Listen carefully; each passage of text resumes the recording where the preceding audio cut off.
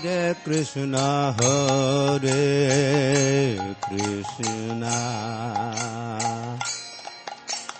Krishna Krishna Hare Hare. Rajeshwari. Hare Krishna. Welcome you all in the class. आज की class में आप सभी का बहुत बहुत स्वागत है. तो हम कर रहे हैं शिक्षा मृता, जीवन महाप्रभु की शिक्षाएं, सो नॉट शिक्षा मृता, चैतन्य महाप्रभु की जो शिक्षाएं हैं वो कर रहे थे. तो हम लोग ने सनातन गोस्वामी के साथ जो शिक्षाएं हैं चैतन्य महाप्रभु की वो कर रहे हैं.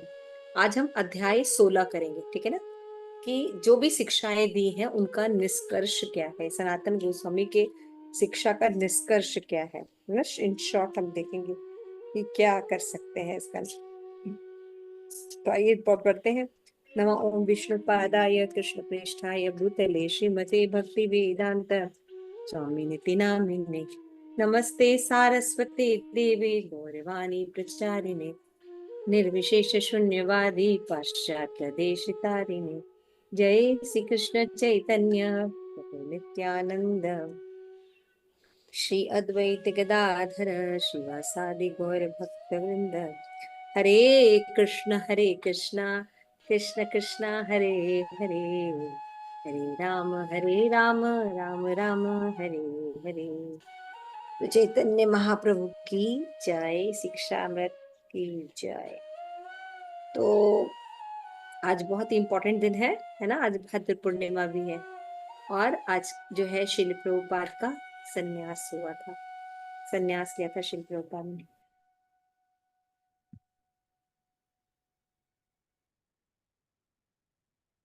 तो बहुत ही ऑस्पिशियस डे है. तो आज हम उसमें सनातन शिक्षाएं पढ़ रहे हैं.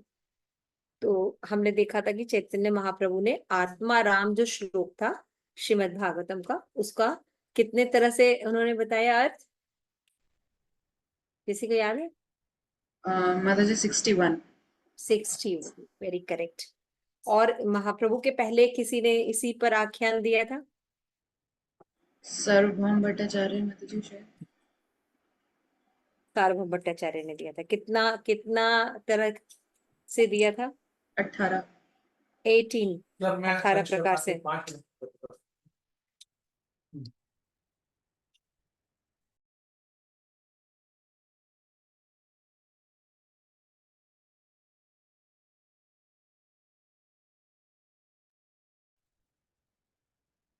तो आज का जो टॉपिक है उसमें है सनातन गोस्वामी को जो रूप महाप्रभु ने शिक्षाएं दी हैं उनका निष्कर्ष क्या है. तो आत्मा राम श्लोक की व्याख्या करने के बाद ये चैप्टर आता है. आइए पढ़ते हैं. नमो विष्णुपादाय कृष्ण प्रेष्ठाय भूतले श्रीमते भक्ति वेदांत स्वामी इति नामिने नमस्ते सारस्वती देवी गौरवाणी प्रचारिणे निर्विशेष शून्यवादी पाश्चात्य देशतारिणे जय श्री कृष्ण चैतन्य प्रभु नित्यानंद श्री अद्वैत गदाधर शिवासादि गौर भक्त वृंद. हरे कृष्ण कृष्ण कृष्ण हरे हरे, हरे राम राम राम हरे हरे.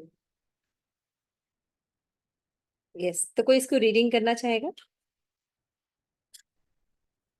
यस राजेश्वरी करें. अध्याय 16 श्री सनातन शिक्षा का निष्कर्ष. मुमुक्षु जीवन मुक्त तथा प्राप्त स्वरूप मोक्ष कामी ज्ञानियों के ये 3 भेद हैं.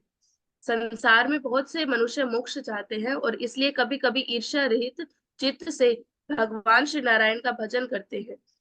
शुद्ध भक्त वे हैं जिन्हें वास्तव में मुक्ति की कामना है. मतलब ये कुछ, हाँ वो गलत लिखे. शुद्ध भक्त जिन्हें मुक्ति की कामना है, वास्तव वे देव पूजन का त्याग कर वे भक्ति करते हैं. ठीक है. तो यहाँ पे बता रहे हैं सबसे पहले कि जब हम भौतिक जगत में रहते हैं तो हम क्या करते हैं, मोक्ष को लक्ष्य मानते हैं, है ना. अगर भगवत ज्ञान या भक्ति का ज्ञान नहीं है तो हम किसको लक्ष्य मानते हैं? मोक्ष को लक्ष्य मानते हैं. तो ज्ञानी जो होते हैं अगर उनको देखेगा तो 3 प्रकार के होते हैं, मुमुक्षी, जीवन मुक्त और तथा प्राप्त स्वरूप. तो इसमें हम देखते हैं कि जनरली जो ज्ञानी होते हैं उनमें ईर्ष्या रहित चित्त रहता है. मतलब क्योंकि ज्ञानी ये समझते हैं कि हम शरीर नहीं आत्मा है ना।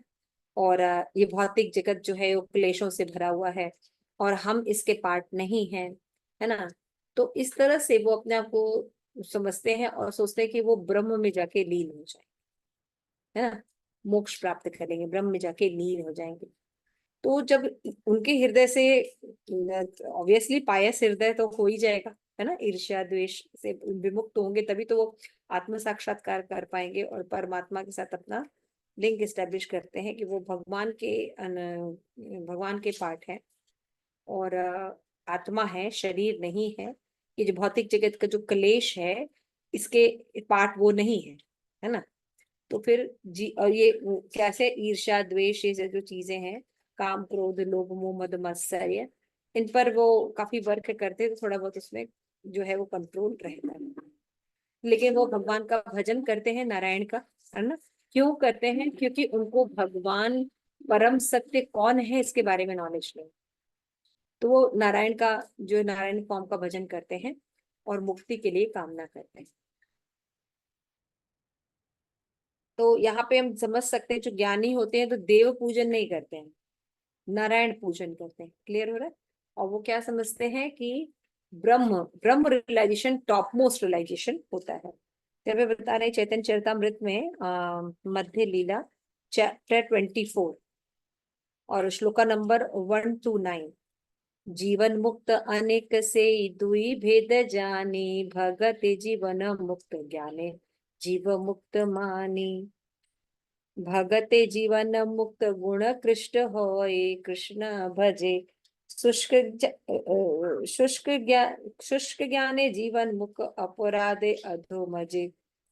इसका क्या मतलब है कि जो अनेक लोग हैं जो इसी जीवन में मुक्त हो चुके हैं, कुछ तो भक्ति करते हैं और कुछ ज्ञान की विधि के द्वारा मुक्त होते हैं।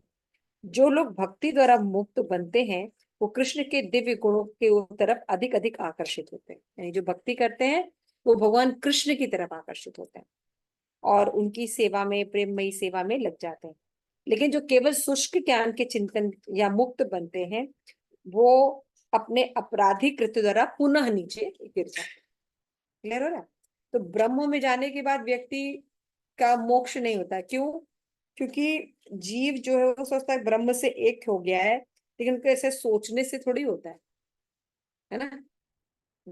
हमेशा अगर कोई जीव मुक्त भी होता है तो ब्रह्म और आत्मा दो अलग अलग एग्जिस्टेंस बनी रहती है, वो मर्ज नहीं होती। सोचने से, ज्ञानियों के सोचने से ऐसा नहीं होता है कि वो जाके मर्ज हो जाती हैं, कुछ भी मर्ज नहीं होती हैं। भगवान हमेशा भगवान रहते हैं और जीव हमेशा जीव रहते हैं। भगवत गीता में भगवान ने बोला है, ममे वांशो जीव लोके जीव भूत सनातन। जीव जो है मेरा अंश है, सदैव मेरा अंश रहेगा सनातन रूप से। यानी भगवान भगवान रहते हैं और जीव जीव रहता है। लेकिन ये ज्ञान नहीं होने के कारण क्या होता है, जब वो ब्रह्म में प्रवेश करते हैं थोड़े समय के लिए रहते हैं, फिर उनका फॉल डाउन हो जाता है और फिर वो इस भौतिक जगत में आ जाते हैं। क्लियर हो रहा है? लेकिन जो भक्ति करते हैं भगवान की, उनका फॉल डाउन नहीं होता। वो भगवान के गोलोक धाम में जाते हैं और वहां पे उनकी प्रेममयी सेवा में निमग्न रहते हैं। ठीक है, आगे चलिए।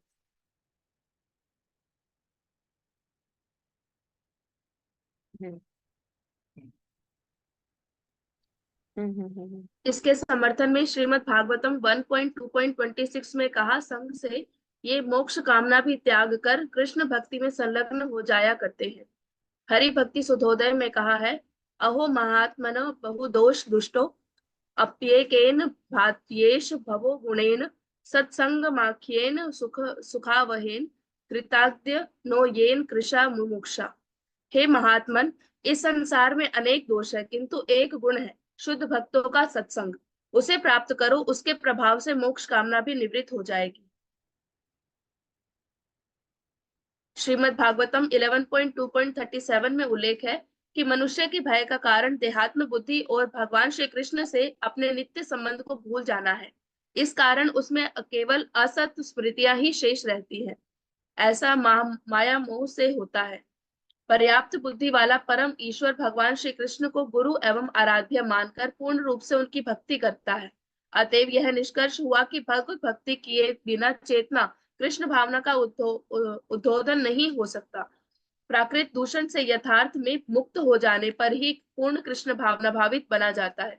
श्रीमद् भागवत 10.14.4 में स्पष्ट है कि कृष्ण भक्ति में संलग्न होने के किसी भी उद्देश्य के बिना जो ज्ञान प्राप्ति के लिए उद्यम करता है, उसे केवल परिश्रम हाथ लगता है।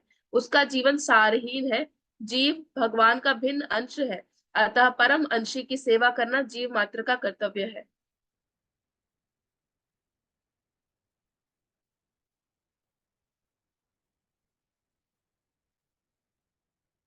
आगे रीड करूं माता जी? माता जी के ज्वाइन होने तक रुक जाते हैं।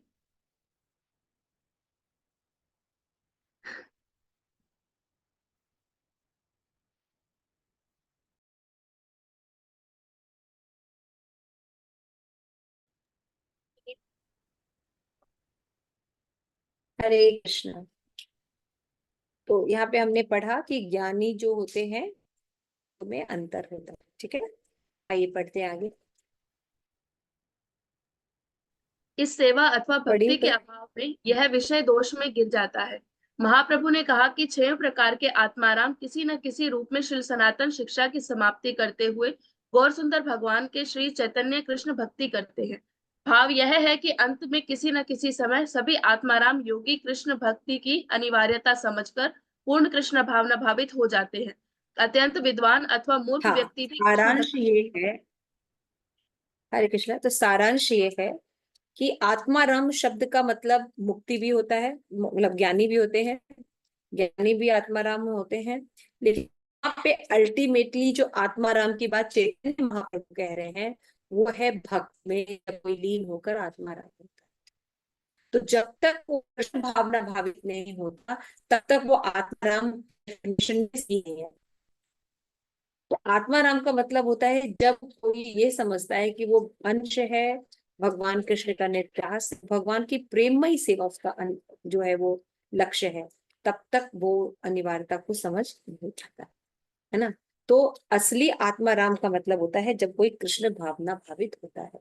अन्य ज्ञानी योगी ये सब को आत्माराम कहा जाता है, लेकिन ये ज्ञानी योगी जो होते हैं तो नहीं होते। इसीलिए आप देखोगे आत्माराम के अभी बताएंगे 6 मुख्य भेद होते हैं।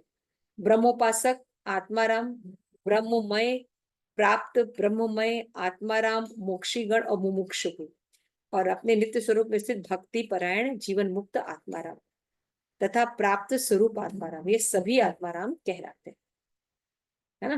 तो 6 प्रकार के आत्माराम होते हैं, लेकिन इसमें जो कृष्ण भावना भावित है आत्माराम होते हैं उनकी बात चैतन्य महाप्रभु कह रहे हैं। क्लियर हो रहा है? क्योंकि अगर ज्ञानी को लेंगे तो वो केवल उस समय के लिए मुक्त होता है, फिर उसके बाद पुनः इस भौतिक जगत में आता है, यानी पूरी तरह से मुक्त नहीं होता। इस तरह योगी भी पुनः मुक्त नहीं होता, है ना। केवल कृष्ण भक्त ही जो है वो back to home back to Godhead जाकर वापस आता है ना। तो शिल प्रभुपाद ने भी इन बातों की बहुत अच्छे से पुष्टि की है, और यहाँ पे बताया कि आत्माराम कई हो सकते हैं, है ना। लेकिन यहाँ पे बताया गया है कि आत्माराम का मतलब होता है कि जो कृष्ण भक्त हो। क्लियर हो गया? ज्ञानी योगी ये भी आत्माराम कहलाते हैं, लेकिन यहाँ जो चैतन्य महाप्रभु कह रहे हैं कि सर्वश्रेष्ठ आत्माराम कौन है? जो भक्त होता है। आगे इसके बाद कल आगे चलिए।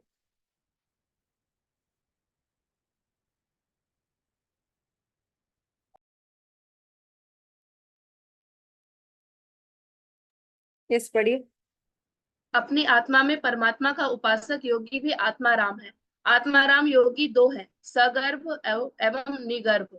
श्रीमद् भागवतम 2.2.8 में उल्लेख है, कोई कोई योगी अपने हृदय में चतुर्भुज शंख चक्र गदा पद्मधारी श्री विष्णु का ध्यान करते हैं।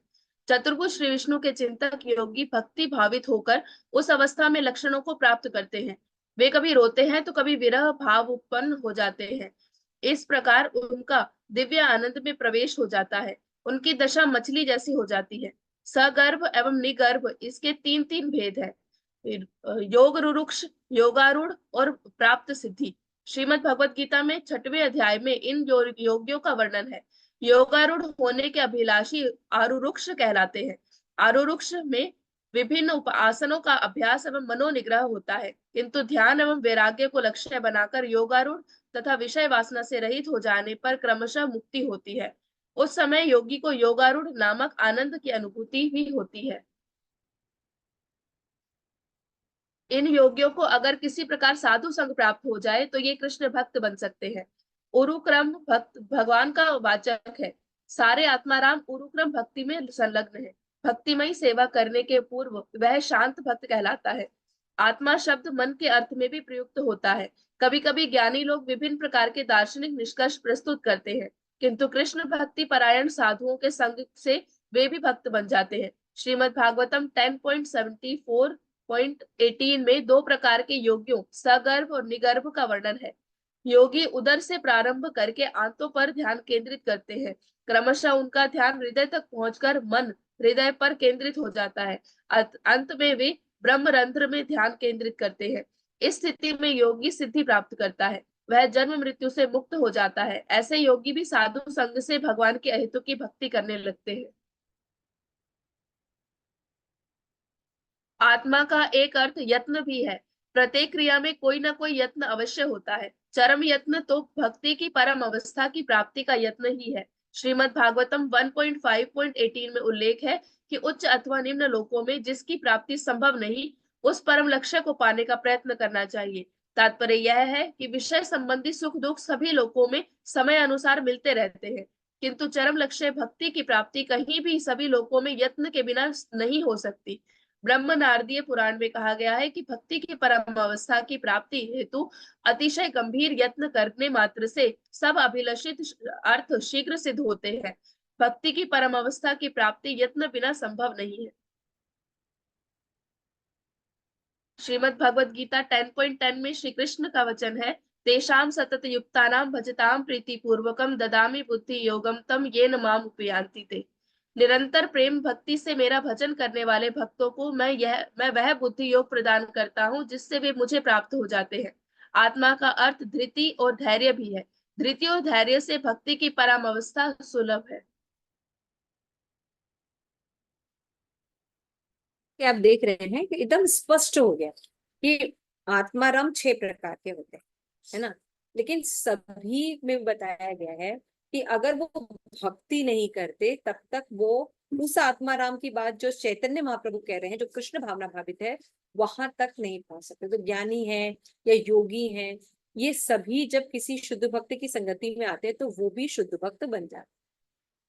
यानी आत्माराम जो भक्त है, जिसकी चैतन्य महाप्रभु प्रशंसा कर रहे हैं, आत्माराम वो है, वो कृष्ण भावना प्रभु।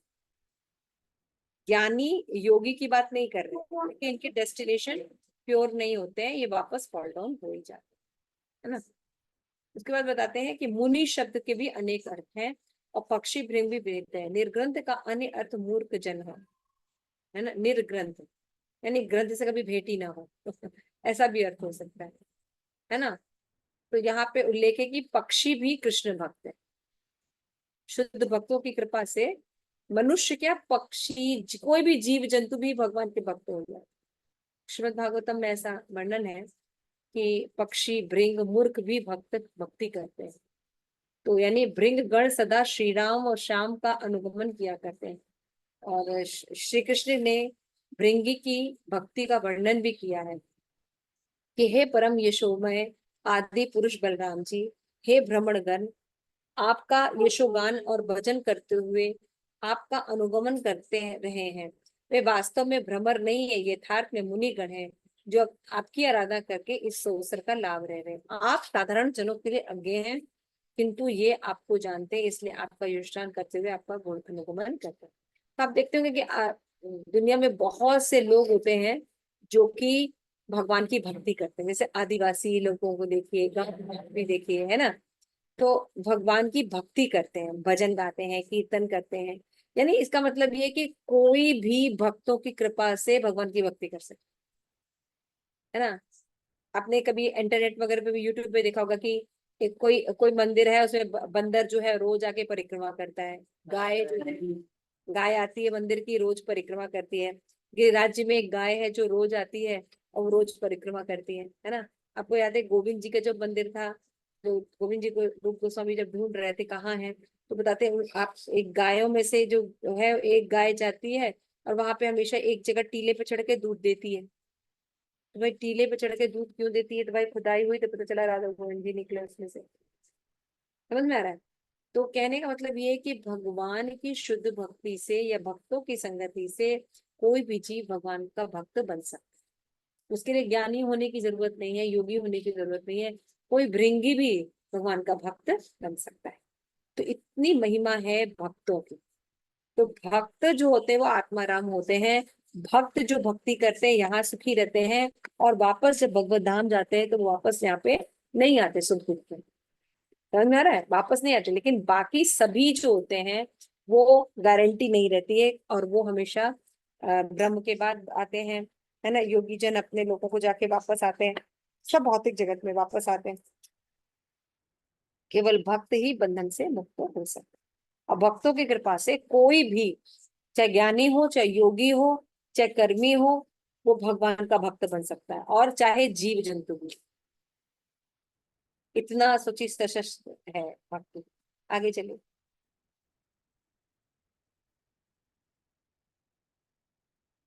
हाँ। श्रीमद् भागवतम में ऐसा ही एक अन्य श्लोक 10.15.7 है, जिसमें वृंदावन के मयूरों द्वारा श्री कृष्ण बलराम के स्वागत का वर्णन है। हे आराध्य पद, देखिए, अपने निवास को लौटते हुए ये मयूर आपका प्रेम पूर्ण स्वागत कर रहे हैं। ये ठीक ब्रज गोपियों जैसे हैं। वृक्ष शाखाओं पर स्थित कोकिलाएं भी अपनी ही रीति से आपका अभिनंदन कर रही हैं। ये वृंदावन वासी धन्य है, क्योंकि ये सभी प्रभु सेवा करने को आतुर रहते हैं। श्रीमद् भागवतम में ही एक अन्य श्लोक है 10.35.11। सरोवर में सारस, हंस आदि श्री कृष्ण का यशोगान कर रहे हैं। वे जल में खड़े होकर भगवान श्री कृष्ण की ध्यान द्वारा उपासना करते हैं। श्रीमद् भागवतम 2.4.18 में अन्यत्र है, किरात, हुण, अंध्र, पुलिंद, पुत्कस, आभीर, शुंभ, यवन, खस आदि सब पापात्मा एवं नीच जाति के लोग भी शुद्ध भक्त के आश्रय से पवित्र हो जाते हैं। यह कहकर श्री सुखदेव गोस्वामी ने श्री विष्णु की वंदना की है, जिनके भक्त इतने प्रभावशाली हैं। हाँ, तो यहाँ पे हम देखते हैं, इससे सब एग्जाम्पल है अलग अलग जगहों से, जैसे कि भगवान की भक्ति से पशु पक्षी हैं, है ना, नीच जाति के लोग हैं, भील हैं, वो भी भगवान की भक्ति करने लगते हैं। आगे बढ़ो। धृति शब्द का एक अन्य अर्थ है निज पूर्णता ज्ञान। निज पूर्णता ज्ञानी दुखों से मुक्त मानकर जीवन की सर्वोच्चता प्राप्त करता है। कृष्ण भावना भावित पूर्ण भक्त संपूर्ण प्राकृत सुख दुख से स्वतंत्र होते हैं। श्री कृष्ण की सेवा में तन्मयता के कारण वे सदा पूर्ण आनंद पूरित रहते हैं। वे पूर्णानंद के अनुभवी हैं। वस्तुतः वे इतने सुखी हैं कि उच्च लोकों की प्राप्ति भी नहीं चाहते। जीवन की प्रत्येक स्थिति में सदा प्रसन्न रहते हैं। पूर्णतः भगवत सेवा में नियुक्त होने से वे प्राकृत विषय भोग अथवा सुख की वांछा नहीं करते। गोस्वामियों के उल्लेख अनुसार श्री कृष्ण में नियोजित इंद्रियों वाले शांत धीर कहलाते हैं। इस प्रकार आत्माराम श्लोक के अनुसार पक्षी, पशु, मूर्ख आदि सभी जीव भगवान श्री कृष्ण के अलौकिक गुणों से आकृष्ट और भक्ति में संलग्न होकर मुक्त हो सकते हैं। यस, ये सब श्लोकास, ये जो चैतन्य चरितमृत में भी है 178 आगे के श्लोकास में है, सेम यही सब अलग अलग उदाहरण दिए कैसे अलग अलग जाति के लोग भी भगवान की भक्ति कर रहे थे। कृष्ण का भक्त कभी दुखी अवस्था में भी नहीं रहता, न कृष्ण की सेवा के अतिरिक्त वो अन्य कोई इच्छा भी करता है। वह अनुभवी तथा उन्नत होता है, वो कृष्ण प्रेम के दिव्य आनंद का अनुभव करता है और उनकी सेवा में पूर्णता लगा रहता है। तो जब वो भगवान की भक्ति में लगा रहता है, तो इसमें श्लोका भी बहुत सुंदर दिया है, श्रीमद् भागवतम का भी दिया है, और आगे भी कुछ श्लोकास दिए हैं। ऋषिकेश ऋषिकाणी ग्रस्तस्ते गतानि स एव धैर्य मानोक्ति संसारे जीवन चंचल। इस भौतिक जगत में सारे जीव अपने चंचल स्वभाव के कारण विचलित रहते हैं, किंतु भक्त इंद्रियों के स्वामी भगवान की चरण कमल में सेवा करते हैं, इसलिए स्थिर रहते हैं। ऐसे धैर्य तथा श्रेष्ठता के स्थिर माना जाता है। ठीक है, आगे चलिए। आत्मा का ही एक अन्य अर्थ बुद्धि है। विशेष बुद्धिमान आत्माराम कहलाता है। विशेष बुद्धि वाले आत्माराम द्विविध है, पंडित मुनिगण और ग्रंथ ज्ञानहीन मूर्ख। इन दोनों को ही शुद्ध भक्तों का साधु संग मिल सकता है। मूर्ख आत्माराम भी सर्वस्व त्याग कर कृष्ण भावना भावित शुद्ध भक्ति कर सकते हैं। श्रीमद् भगवत गीता में उल्लेख है कि भगवान श्री कृष्ण सब पदार्थों के आदि कारण हैं, उन्हीं से सब कुछ प्रकट होता है। श्रीमद् भागवतम के अनुसार 2.7.15 स्त्री, शूद्र, हूण, शबर, पक्षी, पशु आदि भी जीवन का परम लक्ष्य प्राप्त कर सकते हैं। फिर शास्त्र ज्ञान संपन्न बुद्धिमानों के विषय में तो कहना ही क्या। जैसे पूर्व उल्लेख है, श्रीमद् भगवत गीता 10.10 में भी आया है कि जब कोई बुद्धिमान कृष्ण भावना भावित होता है, तब भगवान श्री कृष्ण भी विनिमय में उसे वह बुद्धि योग प्रदान करते हैं जिससे वह उन्हें प्राप्त कर सकता है। हाँ, तो जैसे भगवान है तो भगवान किसी भी आत्मा को बुद्धि योग देकर भगवान की भक्ति को दे सकते हैं, और ये सब उदाहरण दिए गए। तो अभी क्या है, आगे जो ये श्लोका के अलग अलग शब्द हैं तो उनकी और व्याख्याएं चल रही है ना। आत्मा का अभी और व्याख्याएं चल रही हैं।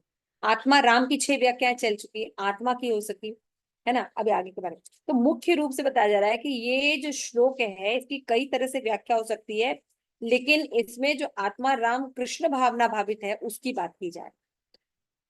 कोई भी मार्ग है, चाहे ज्ञानी है चाहे योगी है, जब तक वो कृष्ण भक्ति नहीं करता तब तक उसको पूर्णता नहीं प्राप्त होगी। एकदम क्लियर होना चाहिए। तो आप कोई भी मार्ग अपनाइएगा भगवान की आराधना करने का, ज्ञानी बनिए, योगी बनिए, आप अधूरे रहेंगे और बार बार आपका फॉल डाउन होगा।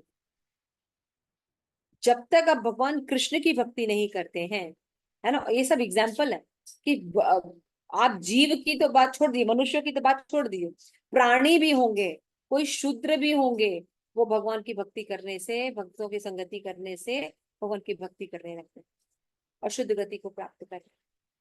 इतना बल होता है भक्ति में, और भक्ति में ही पूर्णता है आगे चल। तो आत्मा का अर्थ बुद्धि भी होता है, तो भगवान बुद्धि देते हैं, है ना। तो गौर सुंदर महाप्रभु ने चैतन्य सनातन गोस्वामी को कहा कि साधु संग, कृष्ण सेवा, भागवत पठन, नाम संकीर्तन और ब्रजवास, ये 5 साधन जो है 64 में से सबसे ज्यादा श्रेष्ठ हैं। हम तो पढ़ लेते हैं ना, अब तो पता है, तो हम लोग को पता है, हम लोग 5 साधन बोलते हैं। लेकिन ये बताया किसने? सनातन गोस्वामी को, कि 64 में ये 5 साधन जो है वो श्रेष्ठ है। और इन 5 का एक साथ करना आवश्यक नहीं है, एक में भी दक्ष होकर कोई भोग वासना को त्याग कर भगवान की भक्ति कर सकता है। लेकिन क्योंकि कलयुग है इसलिए एक की उपासना करना थोड़ा कठिन है ना। नाम संकीर्तन, तो नाम संकीर्तन को और ज्यादा उत्कृष्ट और आकर्षित बनाने के लिए बाकी 4 साधन जो है उपयुक्त करने पर जल्दी और शीघ्र प्रगति होती है। आगे चले, तो आत्मा शब्द का स्वभाव भी अर्थ है, आत्मा शब्द का रमण भी अर्थ है, चरम नित्य स्वभाव भी है। तो वास्तविक ज्ञान यही है, यानी ज्ञान मार्गी साधु संग प्राप्त होने पर अपने यथार्थ जो देहात्म बुद्धि है या माया का जो उसके उनके पर आवरण है वो हट जाता है, परम सत्य क्लियर हो जाते हैं, और फिर वो अपना एग्जिस्टेंस समझकर भगवान की भय प्रेमा भक्ति में लिप्त हो जाता है। लेकिन ज्ञानी भी जब योगी के संग, जब ज्ञानी भी जब भक्तों के संग में आएगा तब ये सब होगा। उसी तरह योगी भी जब भक्तों के संग में आएगा तभी उसको पूर्ण ज्ञान होगा, नहीं तो उसका फॉल डाउन होता रहेगा। आगे यहाँ पे भी और भी श्रीमद् भागवतम के एग्जाम्पल दिए हैं। 10वें स्कंद का 15वां अध्याय 8वां श्लोक, प्रभु यह ब्रज भूमि आपके चरण अरविंद के स्पर्श से धन्य हो गई है। आपके करार अरविंद का स्पर्श पाकर लताएं अपनी कीर्ति का विस्तार करती हैं।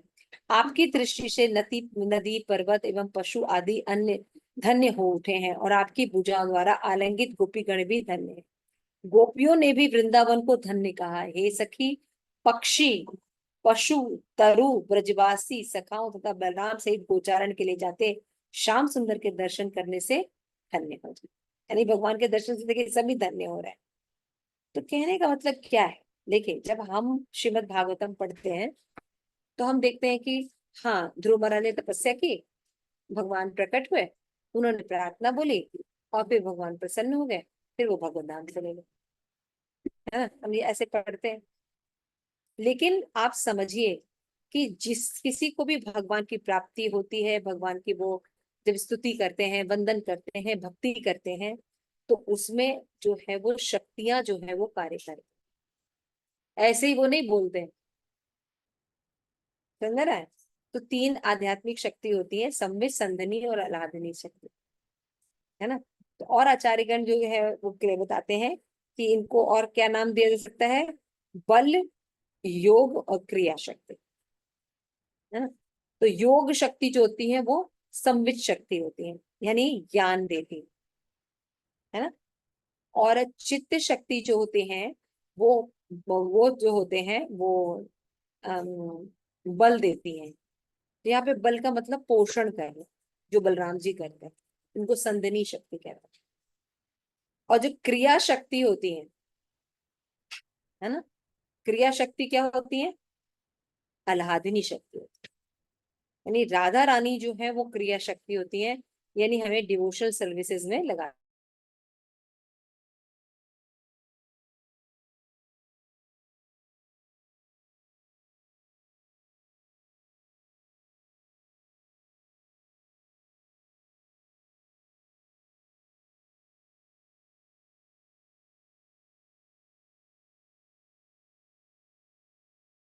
मेरी आवाज आ रही? तो मैं यही कह रही थी कि जो भगवान की जो शक्तियां होती हैं वो तीन प्रकार की होती है ना, सत्य, संविधि, संवित शक्ति, संधनी शक्ति और आह्लादनी शक्ति, जो आध्यात्मिक होती है ना। तो उसको क्या बोलते हैं, बल, सॉरी, योग, बल और क्रिया, है ना। तो संवित शक्ति जो होती है वो होती है योग माया, है ना। वो क्या करती हैं, अभी मैंने तीन शक्ति बताई, क्या करती है, तीन शक्तियों में से योग करती हैं, योग माता जी। उन्हें ज्ञान प्रदान करती हैं। फिर उसके बाद होता है बल। तो आपके पास ज्ञान आ गया लेकिन आपके पास साधन नहीं है, तो आप कैसे भक्ति करेंगे, तो उसके लिए संदनी शक्ति आती है, वो बलराम जी। जी होते हैं, है ना। तो बल से पोषण प्रदान करते हैं, धाम प्रकट करते हैं, है ना, पैराफेर्नालिया प्रकट करते हैं, जिससे कि मान लीजिए आप कीर्तन करेंगे तो आपके पास मृदंग होना चाहिए, करताल होना चाहिए, है ना। तो ये सब कौन होते हैं, ये बलराम जी होते हैं। तो योग करते हैं। और जो क्रिया होती है, क्रिया शक्ति होती है, वो आध्यात्मिक शक्ति होती है, यानी डिवोशन में लगाने का कार्य करके जो आनंद प्राप्त होता है वो आह्लादनी शक्ति, यानी श्रीमती राधा रानी, है ना। तो ये तीनों शक्तियां जब कार्य करती हैं तो जीव जो है वो किसी भी चीज के आध्यात्मिक चीजों को relish कर पाता है। तो जब भगवान या भगवान की ये शक्तियां जब किसी पर कृपा करती हैं तब वो व्यक्ति भगवान का रियलाइजेशन कर पाता है। तो आचार्यों से जब हम पढ़ते, देखिए, जब आप चैतन्य चरितमृत पढ़ेंगे और चैतन्य चरितमृत में से जब आप भागवतम पढ़ेंगे तो इसमें आप रहस्यों के साथ भागवतम पढ़ेंगे, समझ में आ रहा है। यानी इन तीन शक्तियों के दृष्टिकोण से भागवतम पढ़ेंगे। और जब हम डायरेक्ट श्रीमद् भागवतम पढ़ते हैं तो हम अपने भाव के अनुसार उसको देखेंगे, उनके गुही रहस्यों को नहीं देख पाएंगे। और चैतन्य चरितमृत पढ़ने पर कृष्णदास कविराज गोस्वामी आचार्यों के पॉइंट ऑफ व्यू से भागवतम बता रहे हैं। देखिए, एक आत्माराम शब्द है, उसके कितने अर्थ हैं, और साथ में बता रहे हैं कि जो बेस्ट आत्माराम का अर्थ है वो यही है कि जो कृष्ण भक्त होता है वो आत्माराम, बाकी सब का फॉल डाउन होता है, वापस आते हैं। और जबकि भगवत कृपा से यदि कोई मतलब पशु पक्षी भी है वो भी भगवान की भक्ति करने लगता है ना। तो ये आत्माराम जो शब्द है, श्लोका है, इनकी व्याख्या ऐसे है। आगे चले,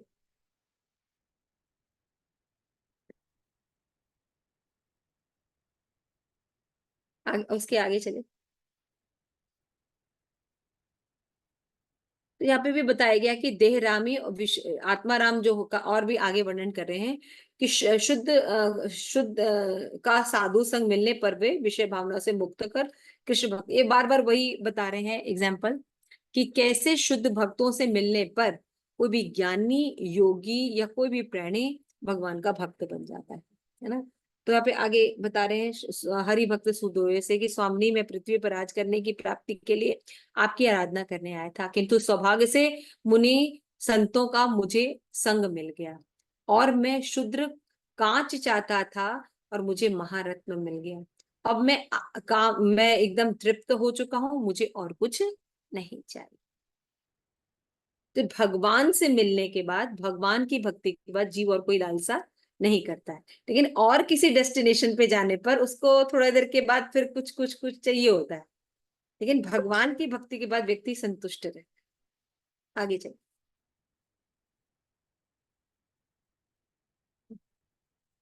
इसके भी आगे चलिए, लास्ट पैराग्राफ आइए।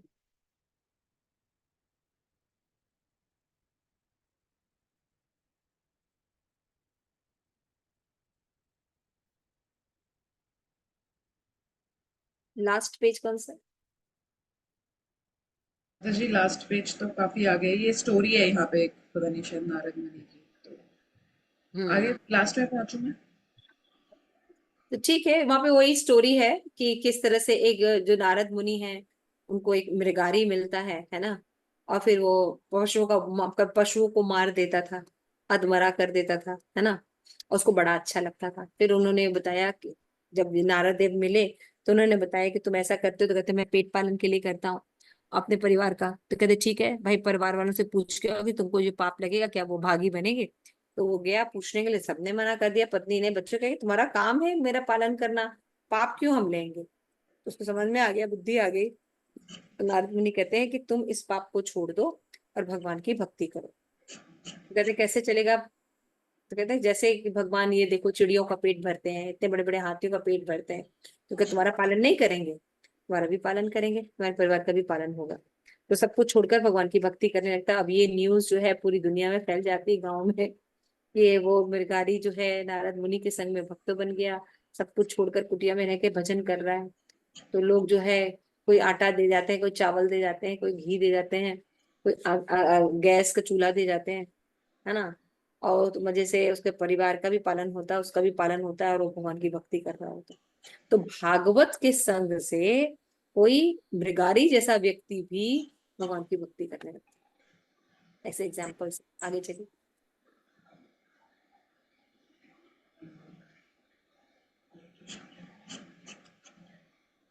आगे चलिए,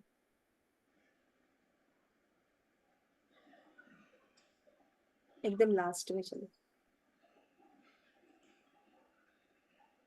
कई देखिए भागवतम का वर्णन दिया है, नैमिषारण्य ऋषियों का वर्णन दिया है, और भी कई एग्जाम्पल दिए हैं श्रीमद् भागवतम में, जो ये वर्णन करते हैं कि महाभागवत के संग से जो नॉर्मल जीव भी हैं वो भगवान की भक्ति करने लगते हैं। तो इस बार जैसे कि सनातन गोस्वामी ने, सॉरी, चैतन्य चंद्रो में श्री सनातन गोस्वामी ने वर्णन लिखा है कि नवाब हुसैन के शासन में वो प्रमुख अधिकारी थे, और वो उनके जो रूप गोस्वामी थे वो मंत्री थे, लेकिन उन्होंने छोड़कर भगवान की भक्ति की और अवधूत बन गए।